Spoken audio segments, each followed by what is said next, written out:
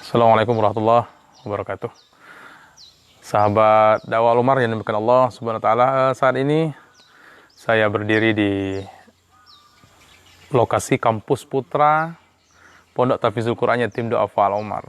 Background itu tampak pondasi asrama yang belum selesai, yang lagi dibangun. Dan ini saat ini saya berdiri di pelataran ya, masjid kampus Putra yang sedang dibangun dan sedang dikerjakan penyelesaiannya.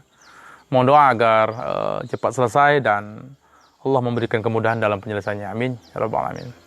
Sahabat dakwah Umar yang dimuliakan Allah Subhanahu wa taala, selamat menjalankan ibadah puasa sunnah Syawal bagi sahabat dakwah yang sedang melaksanakannya. Semoga Allah memberikan pahala berupa pahala seperti sedang berpuasa setahun penuh insyaallah. Amin ya rabbal alamin. Sahabat dakwah Umar yang dimuliakan Allah Subhanahu wa taala, kita hidup di dunia ini adalah untuk beribadah kepada Allah Subhanahu wa taala. Bahkan orang-orang yang di dalam kubur yang sudah meninggal dunia, seandainya mereka diberikan kesempatan bisa untuk dihidupkan kembali di dunia ini, mereka akan melakukan dua hal. Yang pertama salat, yang kedua bersedekah di jalan Allah Subhanahu wa taala. Karena dua hal itulah yang dapat menjadi penolong besar kita menghadap Allah Subhanahu wa taala. Sahabat dakwah Umar yang dimuliakan Allah Subhanahu wa taala, pada kesempatan kali ini saya akan menyampaikan cerita tentang keajaiban orang-orang yang pernah bersedekah di pondok ini. Sebelumnya saya sudah menyampaikan pada bagian yang pertama dulu, beberapa minggu yang lalu sudah menyampaikan keajaiban-keajaiban itu 3 orang yang pernah bersedekah di sini, dan sebenarnya banyak cerita, tetapi ada beberapa cerita yang sengaja saya ambil agar bisa menjadi ibrah dan pelajaran penting untuk kita insyaallah. Amin ya rabbal alamin. Baik, cerita yang pertama yaitu datang dari pondok ini sendiri. Saya punya seorang sahabat ya, Ustadz. Dia itu ingin sekali bisa pergi ke Baitullah ya, khususnya untuk beribadah haji. Kemudian beliau berniat untuk mendaftarkan ke ONH ya, ongkos naik haji. Jadi buka tabungan dulu ke Bank Sumsel waktu itu ya, ke Bank Sumsel di Indralaya. Dan beliau waktu itu baru punya uang 2,5 juta. Jadi kan sekarang untuk mendapatkan satu porsi bisa mendaftarkan ibadah haji itu 25.500.000. Tapi beliau baru punya uang 2.500.000. Jadi dia mau buka tabungan awal untuk bisa mengumpulkan dana agar bisa berangkat haji. Nah, kemudian beliau bawa mobil berangkat ke Indralaya. Nah, di tengah jalan beliau ditelepon oleh salah satu ustadz juga yang pernah ngabdi di pondok ini ya. Beliau anak yatim. Jadi ditelepon oleh ustadz tersebut bahwa beliau bilang saat ini beliau sedang membutuhkan uang. Dia bercerita orang tuanya dari 2 hari yang lalu dirawat di rumah sakit Ar-Rayyan kalau di Indralaya ya. Namanya dulu Dokter Imam, klinik Dokter Imam dulu ya. Nah, jadi beliau mengabarkan bahwa ibunya meninggal dunia. Jadi beliau tidak punya uang untuk melunasi biaya perawatan selama beberapa hari tersebut di ICU.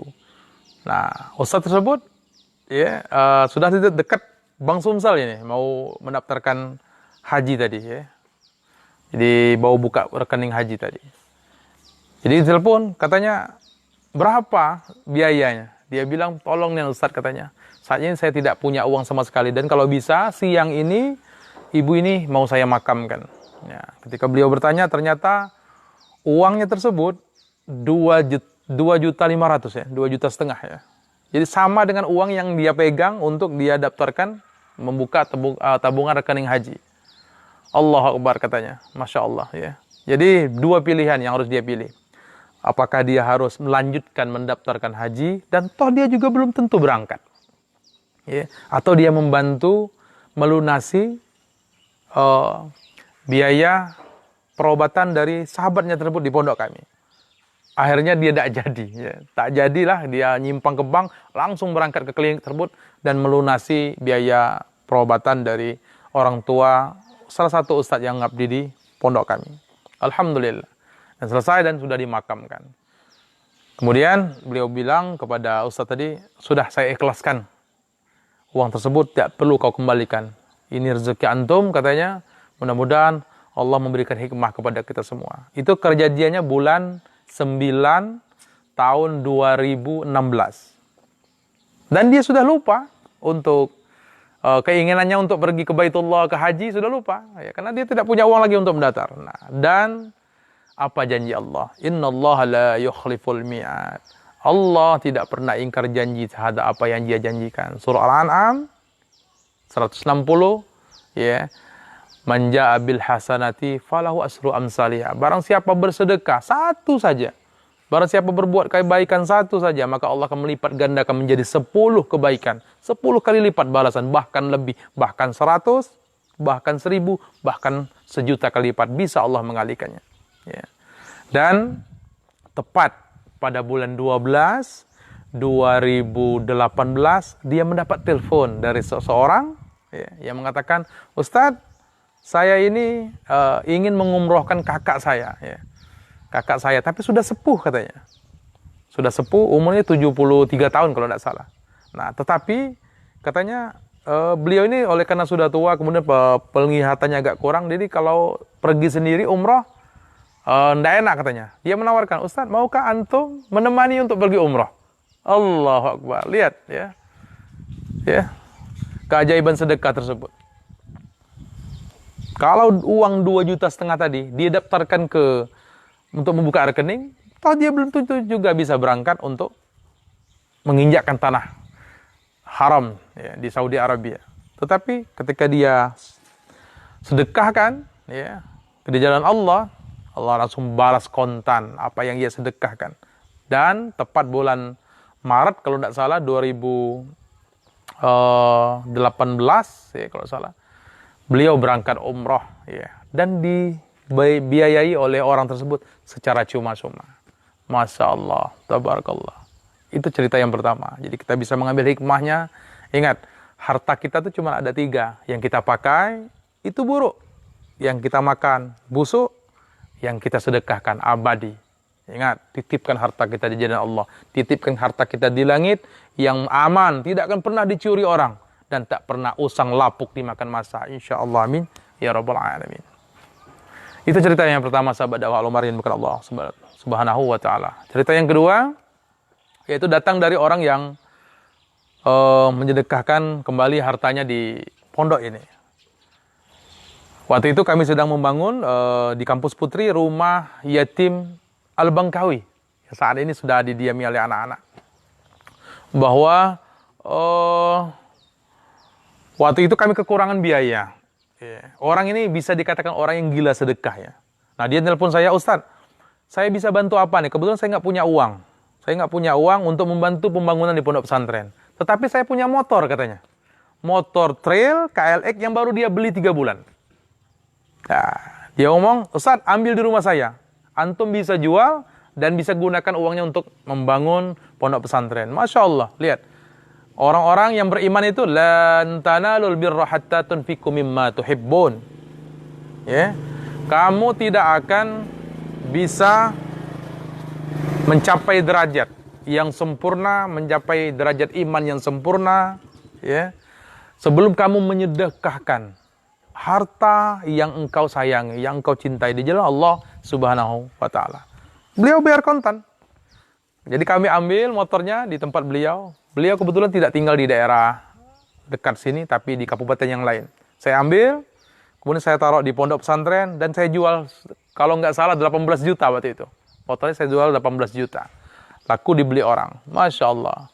Nah, waktu itu, seminggu setelah dia motor itu terjual, apa yang terjadi? Beliau mendapatkan waris sebelumnya, tapi beliau cuma megang surat tanah doang, ya. Hanya surat tanah saja. Jadi surat tanah di daerah Talang Betutu di Palembang. Jadi tanahnya lebar, ya. Kemudian dia mencarinya sampai dengan detik itu tidak ketemu di mana lokasi tanah tersebut. Tapi seminggu setelah dia menyedekahkan hartanya, motor tadi, datang orang dari Palembang, menemui beliau di rumah. Assalamualaikum Pak, katanya kami ingin membeli tanah Bapak yang di Talang Betutu itu. Oh, kata beliau, silakan, tidak apa-apa. Padahal tanah itu sudah belasan tahun mereka tidak tahu keberadaannya. Allahu Akbar. Dan akhirnya terjadi nego, kemudian tanah itu terjual dengan harga hampir 200 juta. Dan motor tersebut harganya 18 juta saya jual. Dan Allah melipat gandakannya sampai 10 kali lipat. Masya Allah. Tabarakallah. Semoga cerita ini menginspirasi kita semua dan bisa menjadi semangat ya, semangat kita untuk membelanjakan harta kita di jalan Allah Subhanahu wa taala. Tidak hanya di pondok ini saja, bisa di pondok-pondok lain. Banyak sekarang rumah tahfiz yang sedang membangun, yang sedang giatnya berdakwah. Ayo kita belanjakan di jalan Allah. Baik berupa batu bata satu saja, semen satu atau pasir satu genggam pun boleh. Tidak ada masalah. Ingat, bukan masalah banyak atau sedikitnya, tetapi masalah ikhlas di dalam hati kita menyampaikannya kepada Allah Subhanahu wa taala. Barakallahu fikum. Semoga apa yang saya sampaikan bermanfaat dan insyaallah doakan kami istiqomah ya, menaungi anak-anak yatim. Saat ini anak-anak yatim hampir 12 orang yang mendaftar di pondok pesantren di Pondok Tahfizul Quran Yatim Duafa Al-Umar ya. Insyaallah kami tetap istiqomah dan memberikan pelayanan sekolah gratis bagi yatim dan duafa yang mau menuntut ilmu di pondok ini. Semoga Allah memberikan kelapangan rezeki kepada seluruh sahabat dakwah yang menyukai halaman pondok ini dan para donatur. Allah muliakan di surga nanti insyaallah, setiap kebaikan kalian dibalas surga oleh Allah Subhanahu wa taala. Amin ya rabbal alamin. Jazakallahu khairan. Barakallahu fikum. Assalamualaikum warahmatullahi wabarakatuh.